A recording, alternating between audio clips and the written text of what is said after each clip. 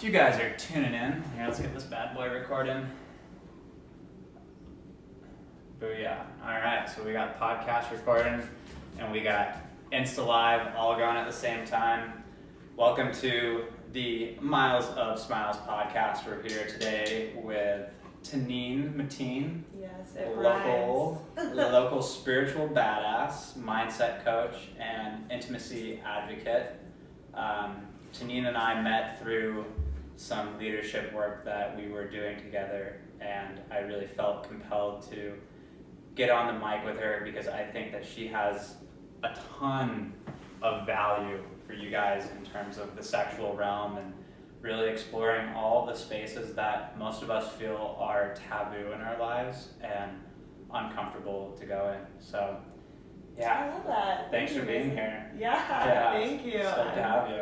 I'm really excited to talk about this. I did a poll on my social media and so many people gave feedback. This is a topic that people really, really want to talk about. Like, sex is so taboo. And like, why? We all do it. We're animals. Like, we all have desires. Like, we all have those needs. And I'm just excited to like dive in and talk about it, make this a common conversation amongst friends, partners. Like, no need to hide.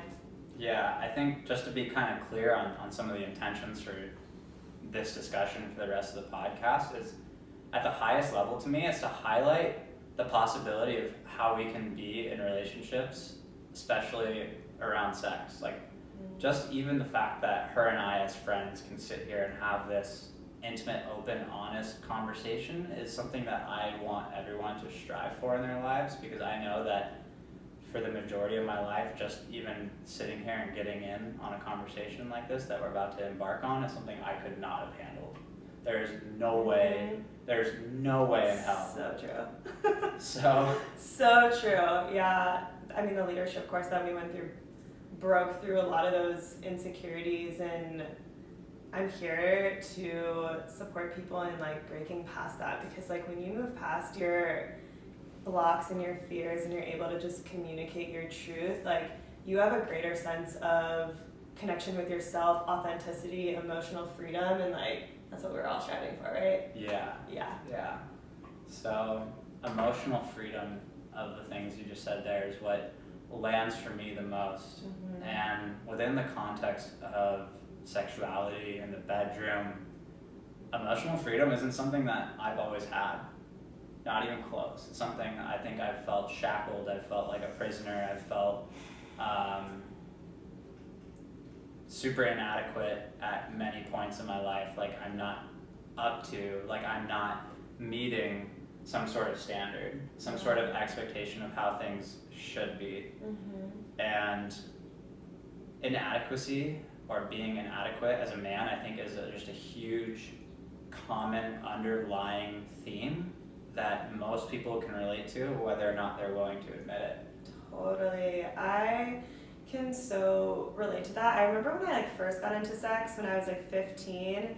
It was so fun. I mean, like I was drunk 99% of the time. Yeah, like we all were. Yeah. So I mean, it was just fun, and I remembered when I was just like silly and like didn't give a fuck, like it gave the guy permission to also like be silly and not give a fuck. But then when I started to become insecure about myself, that's so reflected in the sexual dynamic. I experienced a situation when I was a junior in college where I was sexually assaulted, and I just like lost so much of my sexual power. Like I was so insecure after that. I was like really in my head, and I noticed like my sexual encounters went from really fun and flowy and just like awesome to like a totally different energy because I was bringing that insecurity to the table. Totally. Yeah. I mean, I kind of think of it like almost like Maslow's hierarchy. I'm not sure if you're familiar with that. Mm-hmm. And honestly, I don't remember all the steps myself. Yeah, I'm like, you're popping in that. But in the hierarchy, it kind of looks like basically like you need basic food, water, shelter, all of these like certain things before you can get to like full self-actualization at the top. Totally. The top of the pyramid. And to me, what I'm hearing you say is that like after that experience, after that really, vulnerable, that being assaulted, like that leaves you in a place where you're operating from fear, I would imagine, as opposed to like flow, joy, fun, passion, laughter, like all the things that we truly want? Yeah, it took me a while to like heal that, and what I realized was like I was violated in a way where like I didn't give permission, and I never allowed myself to process those emotions. I just like shoved it under and pretended like it was okay, but like emotions get stored in your body, and like unfortunately they got stored in my pussy, and like it blocked me from like being able to be open sexually with other people because like those emotions were like just there, they were blocking me, and it sucked for a while. Yeah, I bet. Sex was not as fun as it used to be. No, because every time you're going into that situation, you're just triggered, right? Yeah, like, I was totally triggered. Like my whole body would tense up. Like, PTSD.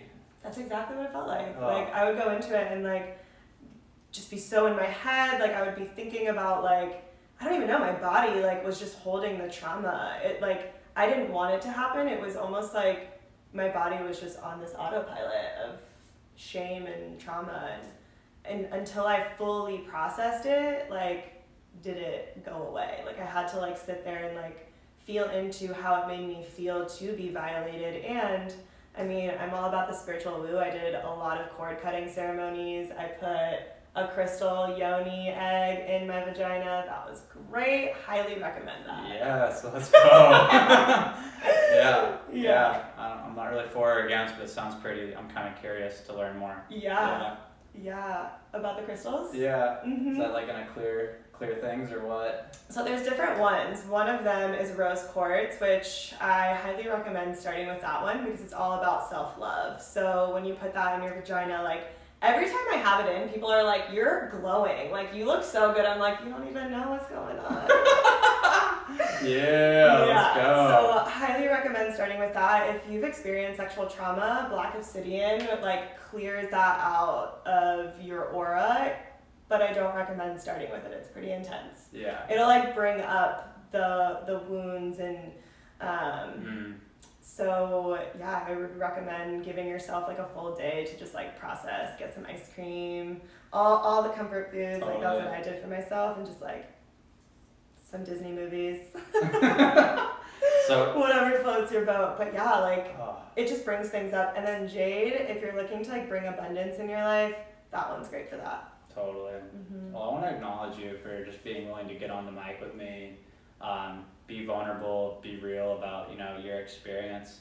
And one of the things that comes to mind is as you were like, I guess processing those wounds over time, how did the men in your life handle it? Like, were they able to not take it personally? I know that like sometimes in my life it's really been a struggle to not take things personally when I get feedback that appears negative in the bedroom, but like there's this next level of consciousness where it's like, oh wait, that's not actually about me. Were people able to figure that out for themselves, or did you have to continue to move on until you found someone who could actually figure out that it wasn't about them and they could actually think outside themselves? You know what I mean? Yeah, totally.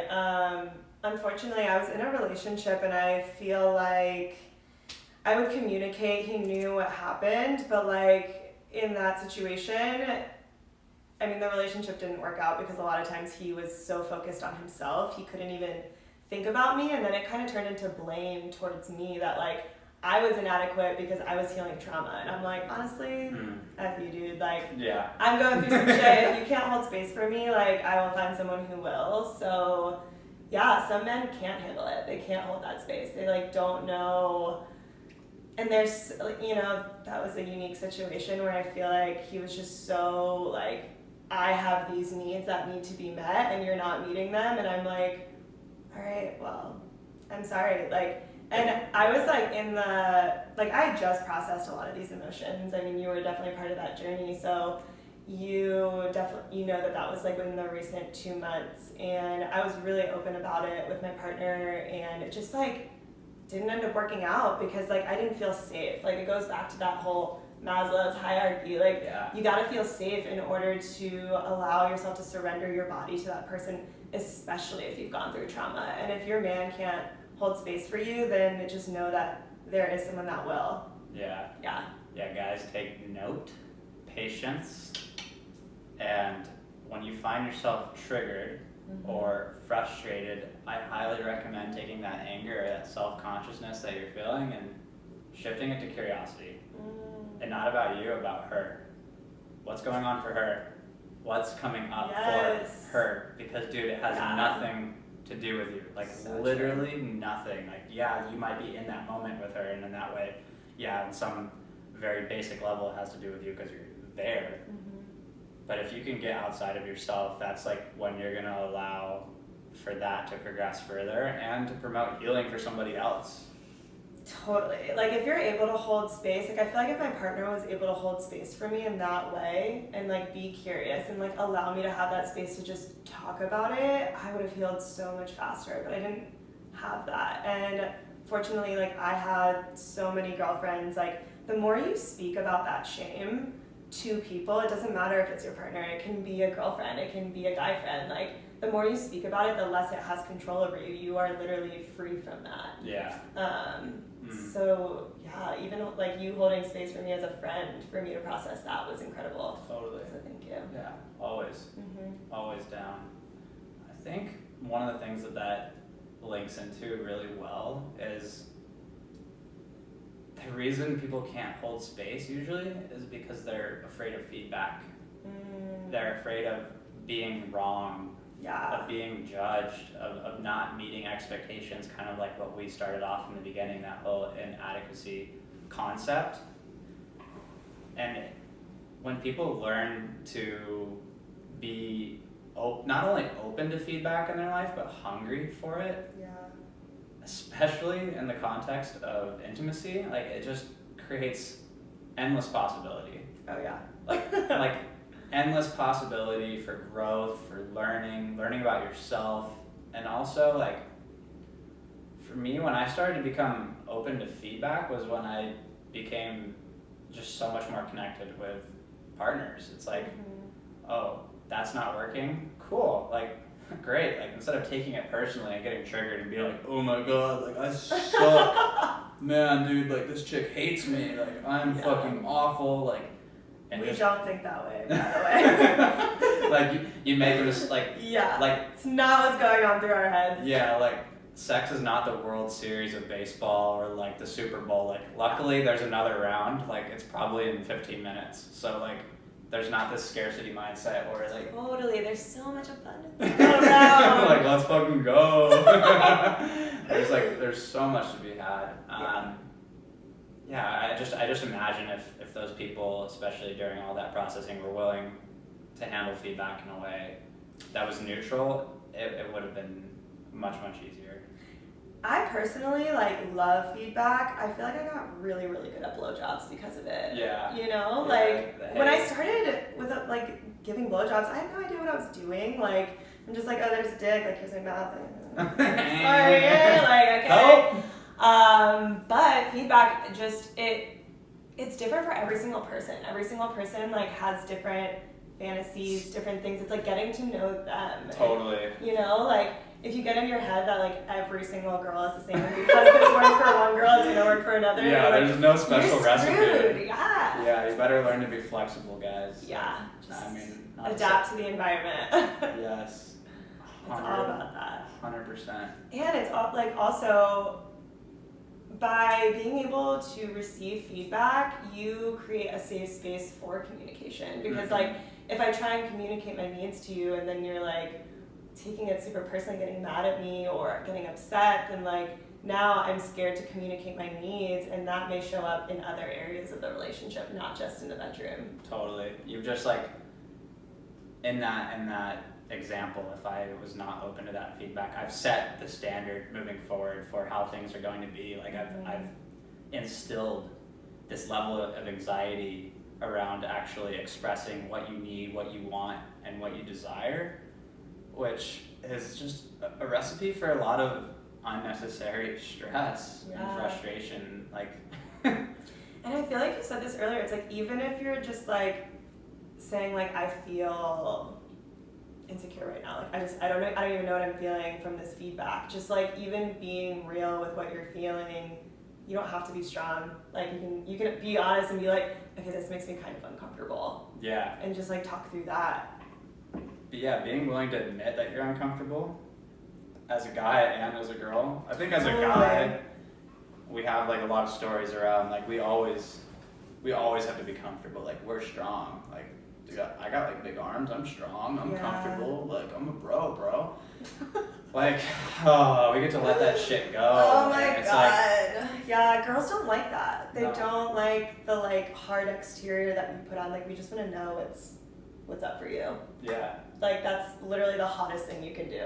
Yeah. It's just like let us know what's going on. Yeah. And like vice versa. I feel like, right? Oh yeah. Okay, cool. Yeah. I mean, I definitely want to know what's going on because then, I think it's a two-way street. If you can just communicate quickly, efficiently, like it eliminates room for story. Yes. Like the quicker We it can happens. live in our stories. I'm so good at making them. Me too. Yeah. Yeah. Like if I don't meet expectations, like I no longer have value. That's like a pretty sweet story, right? Like holy crap. Like how could that be possible? But that's so many of us fall into those traps. Like, oh, like one night I like wasn't great in the bedroom. I think for like me, the stories that I create are just like all around not being good enough. Like I compare myself to a porn star. And I'm just like, yeah, like I'm literally like, my boobs don't move like that when like it's just, I'm like thinking about how porn star looks and how I look. And like, that's the stories I create. yeah. Oh my gosh. I think just porn in general. Yeah. Like we talked about this earlier before we hopped on the podcast. We were just starting to kind of explore what we wanted to talk about together. Mm-hmm. And growing up as millennials, a lot of us like flat out porn is something that we were introduced to or found or it just like came across. I mean, damn, we had like smartphones in like 8th grade. Like if you want it, Yeah. or a computer, it's there if you're curious. My parents did not know what parental control was. Really? It's just, yeah. Wow.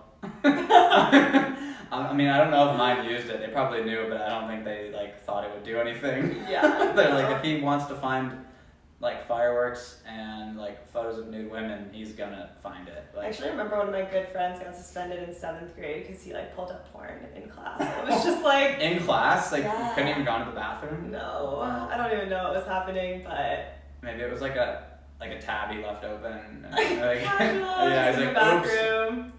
Yeah, no, but it's so true. It starts so young, and like that's when we're like really learning to like explore the opposite sex. Like, oh hey, I like you, and Yeah. it's like we learn how to interact with each other in that way through porn, which tends to be like aggressive and I don't know. I think it just sets a lot of unrealistic expectations. Like Yeah. I think to do what happens in like a lot of porn, you probably need to be like an Olympic athlete. I'm not there personally. You gotta do a lot of yoga. Yeah, I feel you. Yeah, Totally yeah. feel you. Like, I don't think I have the aerobic endurance. Like I just don't. I'd probably pass out at like minute 9.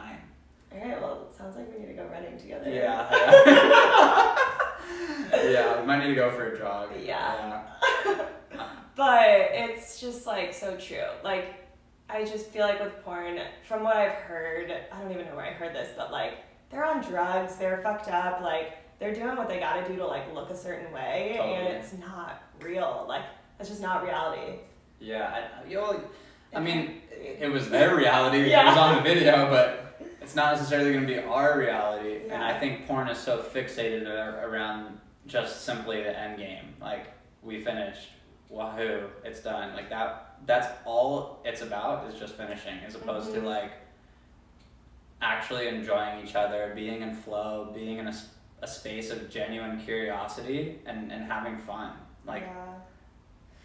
That like makes me think about like when you masturbate like as a guy. This is just like what I think as a girl. Like, do you like? I feel like guys just like masturbate to come. It's like you don't like try and extend. Like I play with myself a little bit and like add some breath work in there to like see how long I can like have that experience with myself. yeah, Do you ever do no.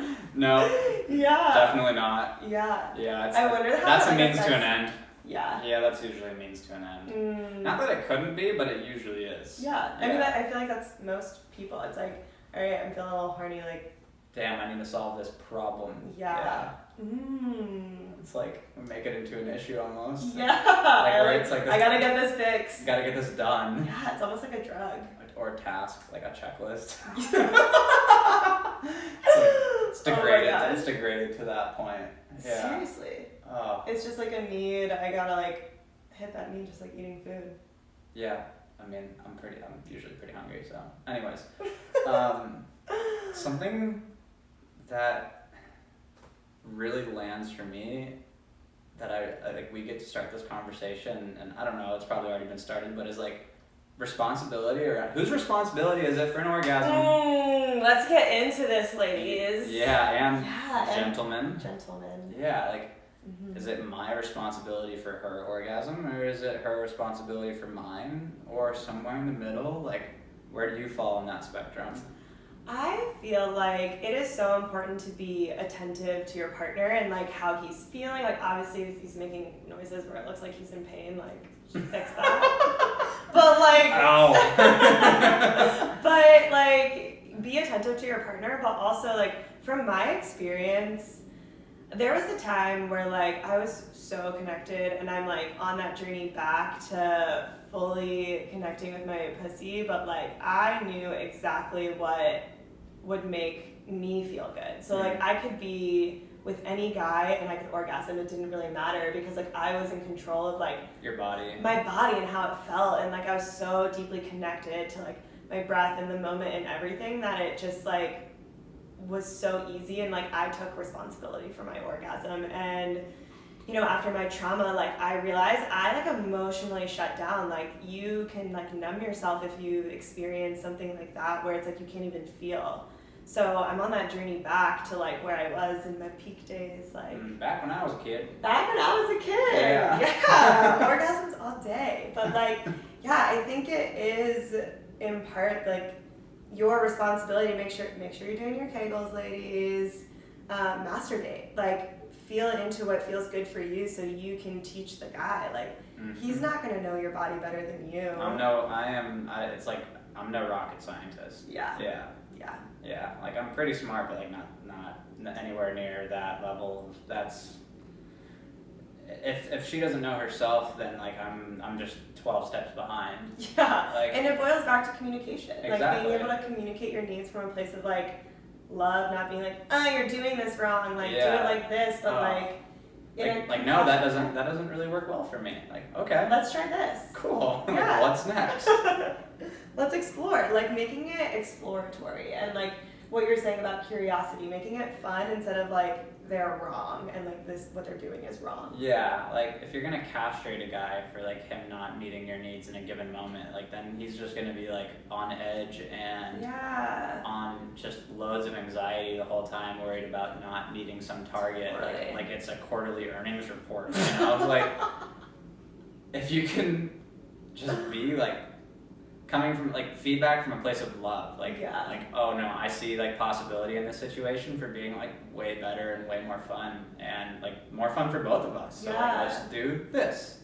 And realizing you're in the most like vulnerable state with each other. Yeah. So like be compassionate for him if you're giving him feedback. Same with like guys and girls. Totally. Like, if you're gonna give someone feedback, realize that it is super personal and intimate, and like use your heart when you're talking. Yeah. Totally.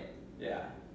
I think it's like be willing to give feedback, be willing to receive feedback, but also be willing to straight up put everything on pause in the middle of an interaction. That's never happened to me before.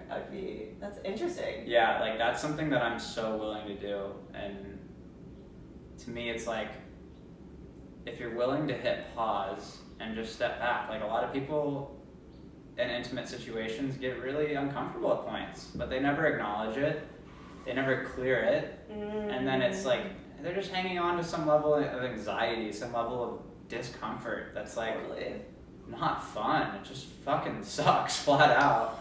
Yeah, I feel like if you have if you're feeling like we're all energy here, so like you feel if your partner is like in their head or like going through some like emotions, and like hitting pause and just being like, all right, what's up? Like, let's talk about it. Let's clear it. So like we can have fun and be like in a fun, high vibrational like play. Totally. Instead of like in our heads.